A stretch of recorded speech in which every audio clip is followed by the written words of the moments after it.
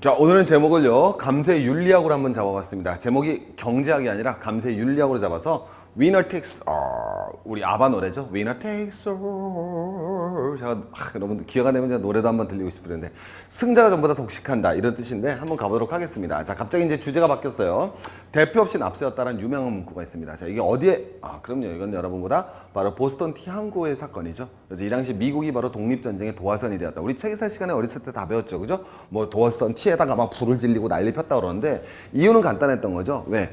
미국 부르주아들 입장에서 세금을 매기는데 그 세금을 영국 의회에서 다 매겨버리는 거 아닙니까? 이 당시에 우리 조세 법정주의, 우리도 지금도 마찬가지인데 세금의 항목과 세율은 어디에서 결정한다? 그럼요, 의회에서 결정하는 거죠. 우리 지금 이명박 대통령 각하께서, 물론 존경하지만은 그분께서 여러분 뭐 한다? 소주 세율 못 올리거든요. 예, 의회에서 올려야 되는 겁니다. 대통령이 결정할 수 있는 게 아니에요. 대통령이 할 수 있는 건 명령밖에 없잖아요. 그죠?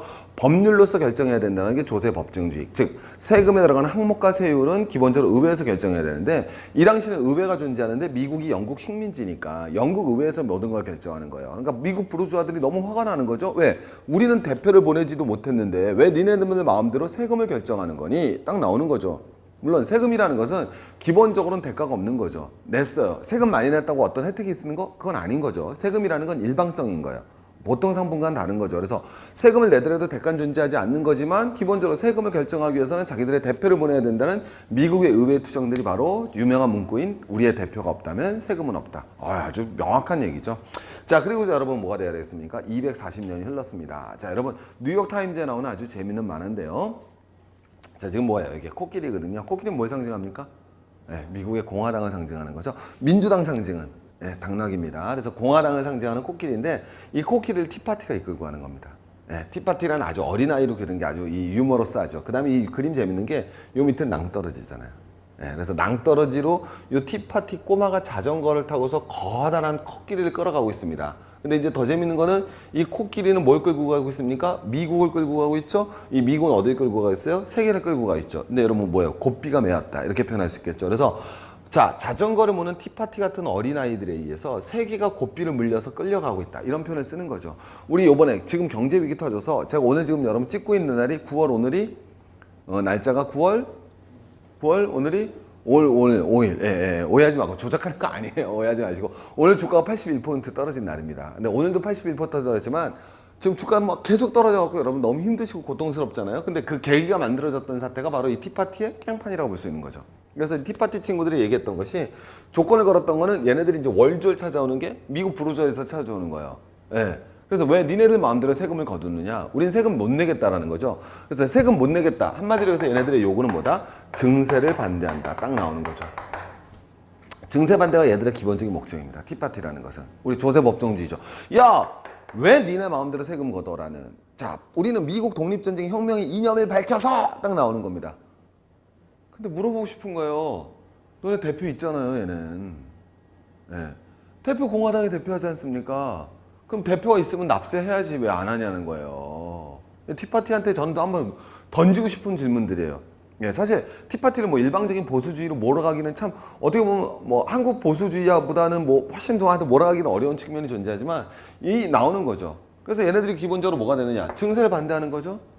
증세를 반대한 분뿐만 아니라 당연히 세금을 거두지 말고 그 다음에 뭐가 되겠습니까? 재정 지출을 갖다가 뭐 하는 것에 대해서 확대되는 것에 뭐 한다? 반대하는 것이. 이것이 티파티의 기본적인 목표가 되는 거죠. 그래서 증세를 반대하고 재정 지출 확대를 반대한다. 어디서 많이 들어본 것 같은데. 세금 더 거두지 마. 그 다음에 재정 지출 함부로 하지 마.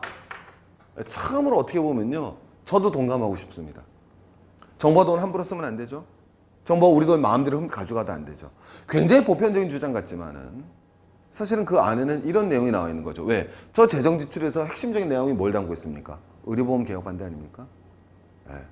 메디케어 시스템 확대시켜 나가고 의료보험 시스템 확대시켜 나가서 반대하는 거죠.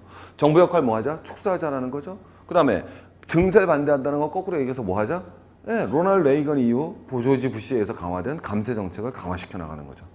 여러분, 미국 재정 파탄이 나온 거는요, 다른 건 모르겠어요. 미국의 무역 적자는 기본적으로 구조적인 측면이 굉장히 강합니다. 미국의 재정 적자라는 건 왜?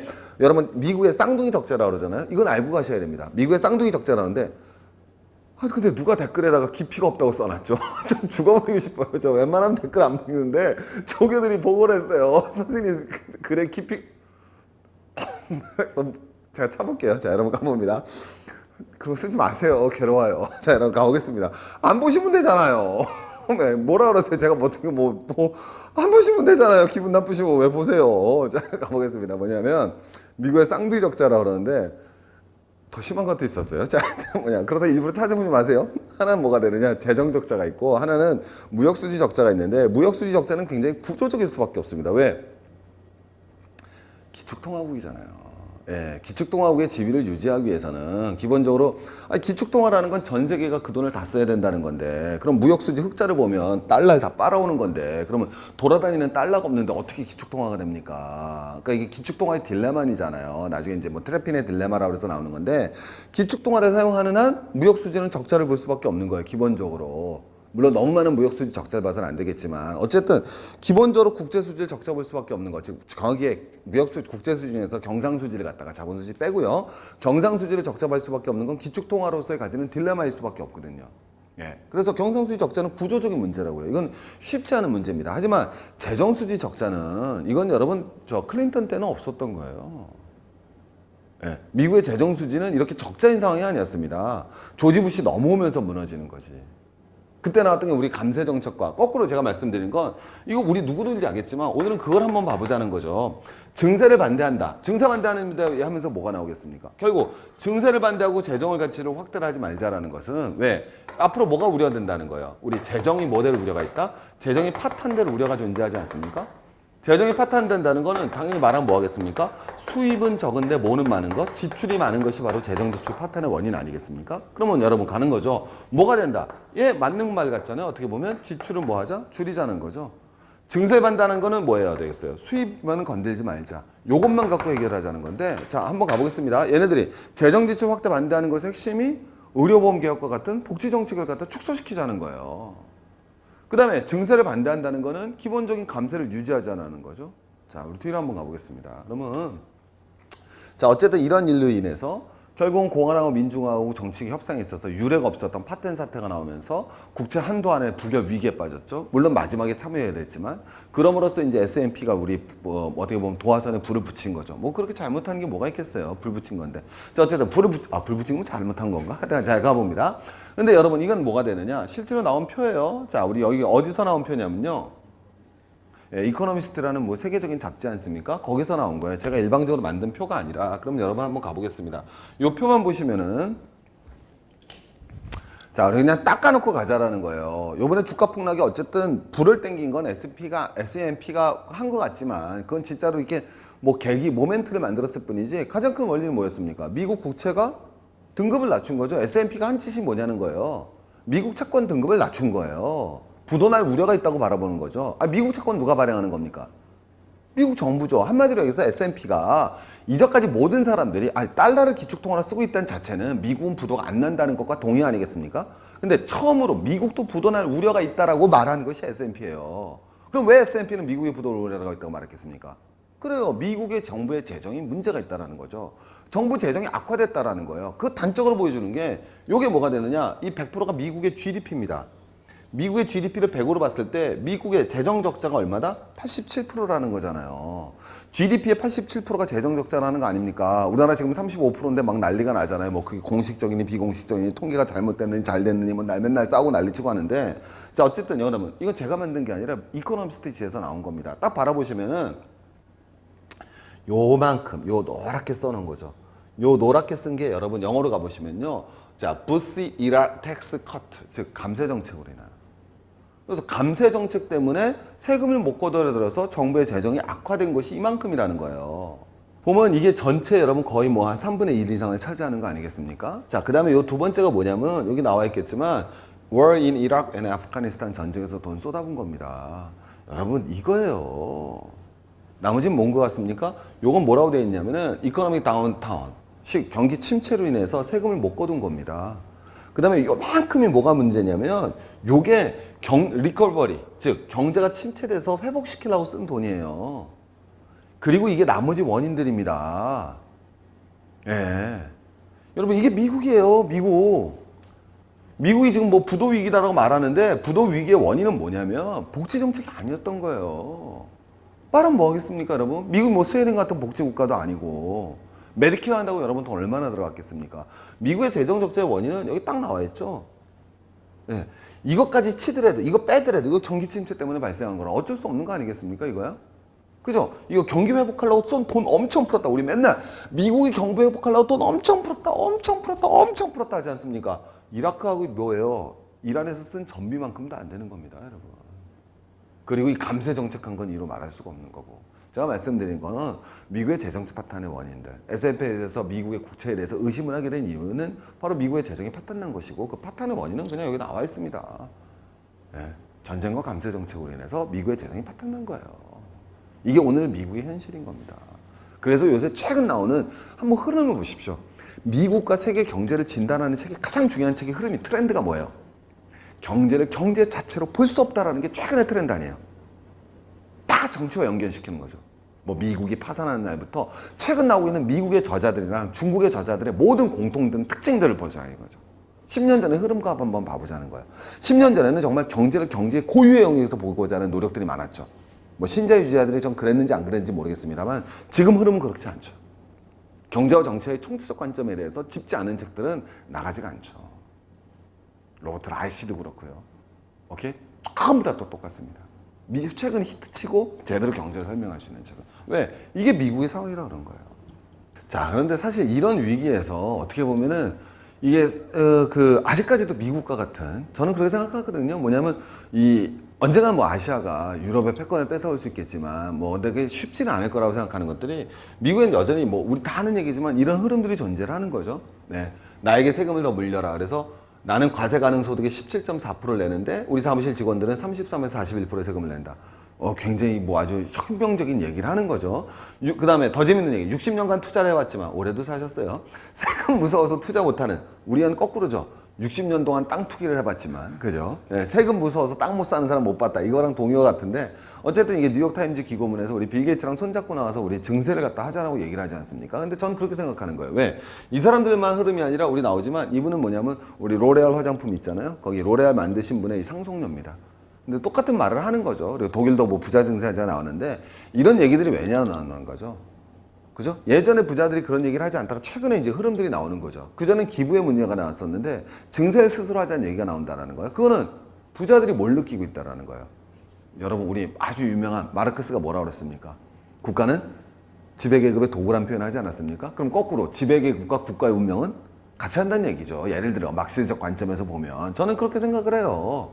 예, 이 부자들의 관점에서도 더 이상 이 상태로서는 자기의 부가 의미가 없어지는 방법 간단한 거 아니겠어요?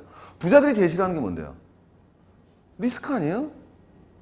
제일 싫어하는 거 아니겠습니까? 제가 말씀드리잖아요. 부자들은 결코 확률이 6대4, 7대3이라도 전 재산을 배팅하지 않습니다. 내가 이길 확률이 7이고 질 확률이 3이라도 전 재산을 절대 배팅하지 않죠.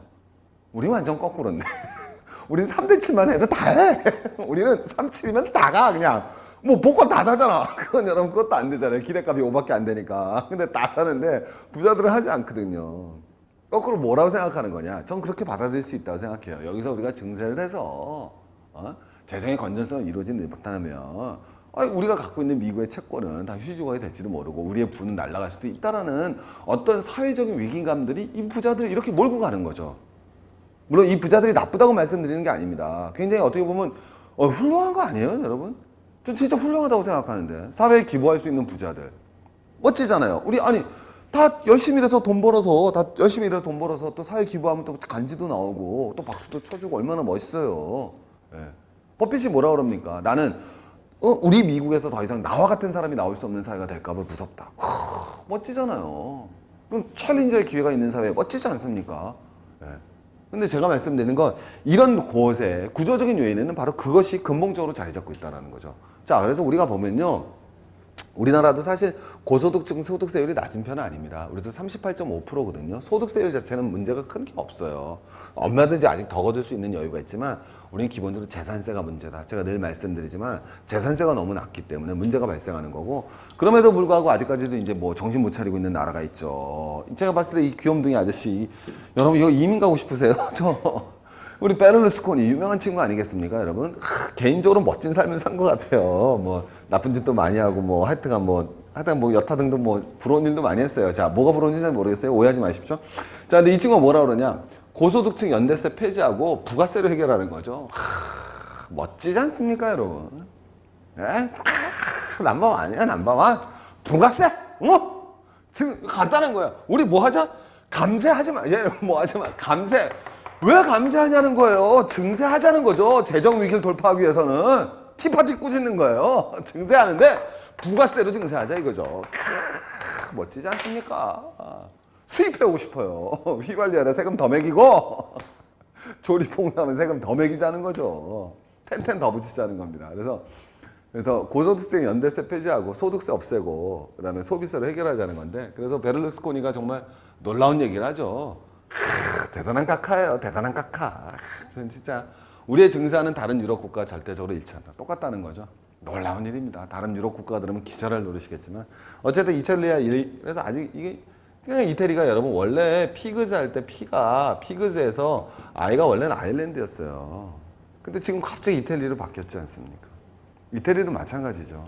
예, 그 나라의 정부의 정책이라는 것이 사회적으로 얼마나 큰 문제를 갖고 올 수 있는가, 이런 걸 갖다 전형적으로 잘 보여주는 거라고 생각을 합니다. 그래서 이제 기본적으로 우리가 이제 잘 이 세금 문제를 다루면서 우리가 자꾸 까먹는 일들이 있어요. 왜냐면요, 여러분, 세금은 두 가지 목적을 가지고 이루는 거죠. 세금을 우리 왜 걷습니까? 자, 그럼요. 하나는 국가를 유지하기 위한 비용이 아니겠습니까? 두 번째는요, 세금은 당연히 빈부격차를 완화시키기 위한 두 가지 이유가 있는 거예요. 맞지 않습니까? 조세의 정의라는 거는 국가를 유지하기 위한 최소한의 비용을 거두고, 두 번째는 빈부격차를 갖다 유지하기 위한 비용을 거두자. 그게 세금입니다. 네. 우리 세금 가끔 할당할 때 있죠. 뭐 저도 많이 가끔 만나서 식사를 하는데 뭐 국가 무슨 위원회, 예? 혹은 뭐 이런 뭐 해서 뭐 교수분들 오셔서 꼭 호텔에서 만나자 그래요. 점심부터 저녁까지 다 호텔에서 드십니다. 아름다운 삶을 사시는 거죠. 그 비싼 호텔에서. 예. 당연히 그 돈은 세금이죠. 제가 내는 세금이거든요. 막 속으로 막 확 벌어납니다. 하지만 그 앞에서 잘 보여야 되기 때문에 비굴한 미소를 지으면서, 자, 어쨌든 뭐가 되느냐, 중요한 건 이거에 동의하지 못할 사람은 없다라는 거죠. 아니, 국가를 유지하기 위한 세금의 비용은 당연히 최소화돼야 되죠. 이거에 대해서 부정할 사람이 존재하는 누가 있습니까? 하지만 이건 그렇지 않다라는 거죠. 그래서 제가 말씀드리는 건, 우리 세금의 저항이라는 거는 결국은 기회평등과 결과의평등을 만들어줘야 되는 거거든요. 근데 결과의평등은 뭐 또 이게 얘기하면 또 우리가 제가 또 왕재산 가입단이 돼갖고 또 잡힐까봐 말을 못하겠고, 기회평등이라는 측면에서조차도 기회평등을 해결하기 위한 가장 대표적인 세금이 뭐겠습니까? 상속세 아닙니까? 우리 플라톤만 가봅시다. 고대 그리스 철학자 플라톤은 부인 공유제를 주장을 했습니다. 왜 부인을 공유해야 될까요? 오케이? 연정훈과 부인 공유하고 싶은 놀라운 생각이 들었죠. 정신 좀 바짝 차리세요. 그런 것이 아니라 부인을 공유해야지만 낳은 애가 누군지, 아버지가 누군지 모른다는 거죠. 그래야 상속을 해줄 수가 없다는 겁니다. 멋지지 않아요? 부인을 공유할 때만이 자식이 누군지 모르기 때문에. 근데 모든 계급에게 하라는 것이 아니라 그 사회 엘리트고 사회 지도층이라면 부인을 공유해야 된다, 법적으로. 왜? 그래서 자기 자식이 몰라야 된다는 거예요. 그래서 상속의 동기를 상실해버릴 것 아니냐. 그래야지 이 사람이 무엇이 아니라 사리가 아니라 공리만을 추구할 수 있는 것. 그게 지도자가 아니겠느냐. 이게 여러분 2400년, 2500년 전에 살았던 플라톤이 했던 말 아니겠습니까? 그럼 최소한 우리가 보장해줘야 될 것은 기회평등은 보장을 해줘야죠. 결과의 평등까지는 바라지도 않더라도. 네. 뭐 결과의 평등이 다 이루어지는 게 좋으냐? 저도 그렇게 생각하지는 않습니다만, 그렇다고 결과가 다 불평등한 게 좋은 건 아니죠. 네. 복지국가, 대한민국 복지국가를 지향하지 않습니까? 복지국가는 결과의 평등을 지향하는 국가입니다. 보장해주면 그게 우리 사회주의 공산주의겠지만, 우리가 사회주의 공산주의를 지금 얘기하는 게 아니잖아요. 하지만 그걸 떠나서라도 기회의 평등은 보장을 해줘야죠. 그렇지 않습니까, 여러분? 그 기회의 평등에 가깝게 해주는 게 바로 상속세 아니겠습니까? 근데 우리나라 상속세 법적으로는 50%입니다. 대단히 높죠. 잘 돼 있어요. 하지만 안 내는 사람이 너무 많잖아요. 힘 있는 사람들이 특히. 예. 요새 현대자동차에 추월당한 모회사부터. 현대자동차도 그렇구나. 그거 다 그래요. 자, 어쨌든 제가 말씀드린 건 뭐냐면, 기회평등이라도 존재하게 만들어야 되는 것이 바로 조세정책의 목표이고, 그런 조세정책의 목표를 갖다 이루기 위해서는 막연한 감세가 아니라, 그렇다고 무절제한 증세가 아니라 적정한 증세와 그 다음에 적정한 재정 지출을 이뤄내는 것. 무조건적인 여러분 감세 정책과 이런 것들은 올바른 방향이 아니라는 거 우리 다시 한번 말씀드리면서 오늘 강의 말씀드리겠습니다. 화이팅!